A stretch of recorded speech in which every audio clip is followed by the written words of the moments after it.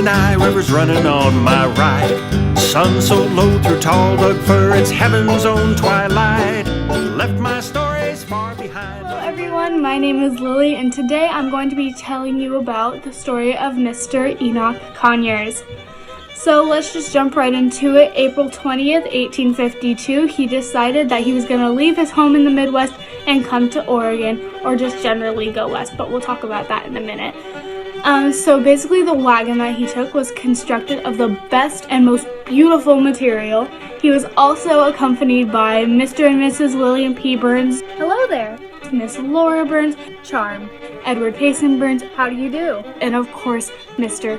Conyers. That's me. Let's go. So about 11 o'clock that same morning, he decided to split from his friends and do the rest of the journey on foot. I think that is insane, to walk all the way from the Midwest all the way to where we live in Oregon. That's like 2,200 miles. That is dedication. A little more backstory on Mr. Conyers. He was born December 2nd, 1828 in Carlisle, Kentucky. But when he was still a baby, they moved him to Adams County, Illinois. Side note, Mr. Conyers' father was actually friends with Thomas Lincoln, the father of Abraham Lincoln, our president. Well, not current president, but a president. Isn't that insane? I just think that that's so crazy that somebody that founded our town could have been friends with and could have known Abraham Lincoln. That is so insane. Anyways, back to his life. He attended school until he was 16, and then he went to work becoming a deputy postmaster. He enlisted in the Illinois Volunteers when the Mexican-American War started in 1846, but he was discharged mid-1847 and returned to Illinois to go back to school and all that jazz. So when he set off for the Oregon Trail, his intent was to go to California, but then he was like, hold up, skirt, I'm gonna go to Oregon, and that worked out just fine for him and for us as well. He arrived in Oregon City September 25th, 1852, and he wanted to go back to Illinois for a little bit. Was like, hey man, come work at this mill with me. We'll make tons of cash and you might meet a lady or something. This is where he met the love of his life, Hannah Bryce. He was like, hey Hannah, I'm Enoch, let's get married and stuff. And they were married October 12th, 1853. Hannah's claim was the vicinity, which is now known as Conyers Creek, Bellflower Street, and South Nehalem Street, which could be right by your house. I know it's right by my house, so that's kind of crazy. With the exception of 6 years in Yamhill County, Enoch spent the rest of his life in Clatskanie. He represented Clatskanie in the legislators, and Clatskanie's first school was in this man's home and paid teacher salary himself.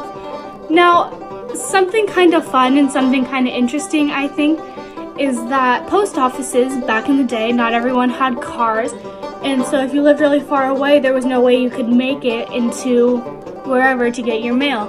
So the post office was decided it was the most central location to all the houses. So side note, what was really cool was that Mr. Conyers would take a horse out to Meagher and pick up the mail and bring it to Clatskanie in exchange for getting to name the town we now know as Clatskanie. Before it was called Bryansville after the Bryant family, but he was like, hey, I'm gonna name it after the Clatskanie Indians that were here before us because, like, history and stuff. I think that really shows what community is all about and what Clatskanie stands for. Thank you for listening to me, and I hope you enjoyed, and I will see you next time. Bye-bye.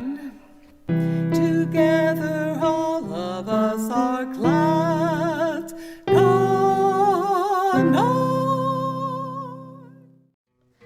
Hi, my name is Zoa, and today I'm going to be telling you a story about Clark Gable around Clatskanie, Oregon.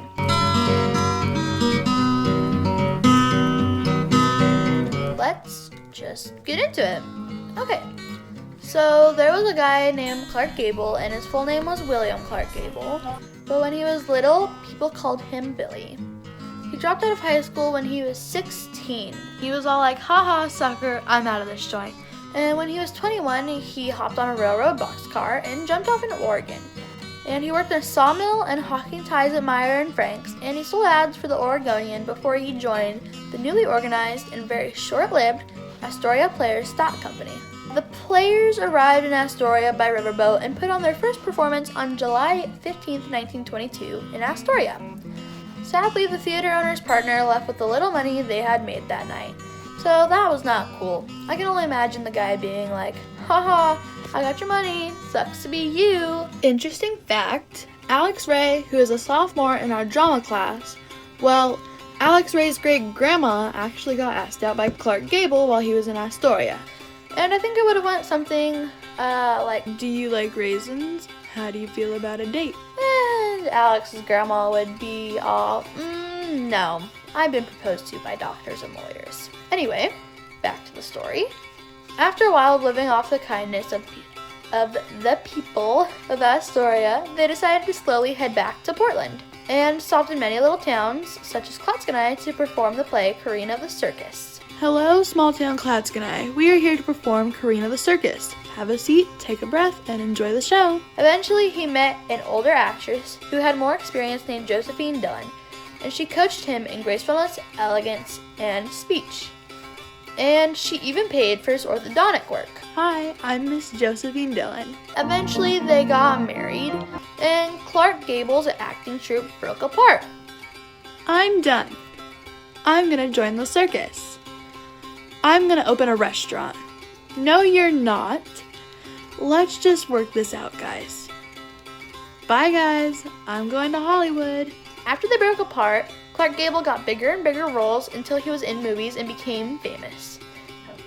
I think it's just interesting to think about how the little town of Clatskanie helped the career of someone who went on to be considered the king of Hollywood. So that's the end of my story, and thank you for listening.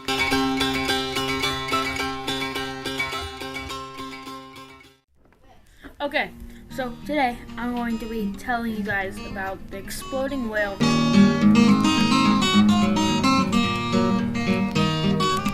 So this beach was, Carmen, go away.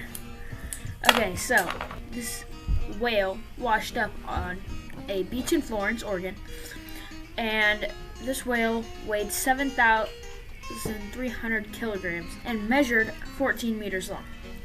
So it washed up on shore about, I think it was November 9th of 1970. It washed up and an engineer was hired, George Thornton. Oh wait, hold on. Let me go back and I'll talk about his personal life real quickly, just to give you a little background knowledge on him.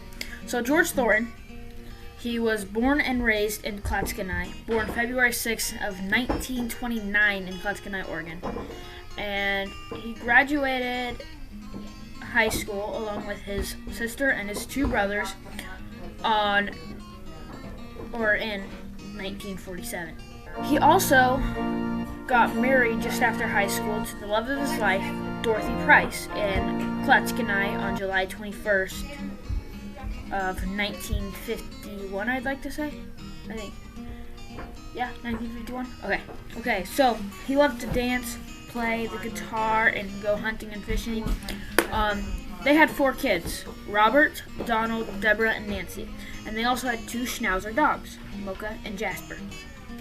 Their favorite restaurant was the Blackbird Cafe, and they were very trusted, hardworking, and respected. So, George Thornton, his boss, was told about this exploding whale. You need to take care of this. So, he came up with the brilliant idea to use dynamite. Now, they decided that they were going to use a half-ton of dynamite to get rid of this whale. So I think that's like way too much dynamite like stuff, I think. So, this news reporter soon showed up to cover the scene. His name was, Paul Lindman. That was his name. And so he soon showed up onto the scene to get rid, or to cover the whole shebang for the whale. Yeah, so the blast, and blubber beyond all believable bounds. They finally decided that they were going to detonate the whale, and chunks of blubber were blown everywhere. They eventually had to evacuate the scene, and the plan was that seagulls were going to come through and pick up all the chunks afterwards, but it didn't blow it up into small enough pieces, and half the carcass was still left after blowing it up. But the seagulls and crabs and stuff like that were nowhere to be seen. So, yeah, that happened. And then a guy's car got smashed with large chunks of blubber, and he was pretty mad about that, but the engineer explained to him that It wasn't really something that we could have prevented without knowing where it was gonna go. and so, yeah, and lots of people got covered in whale guts. And yeah, that's my story about the exploding whale.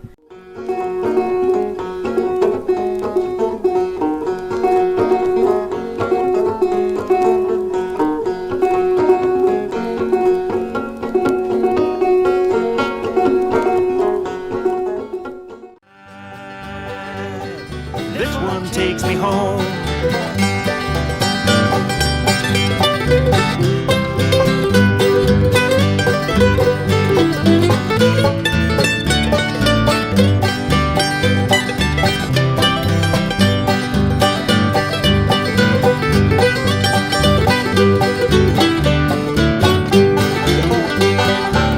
More miles to Clatskanie, river's running on my right.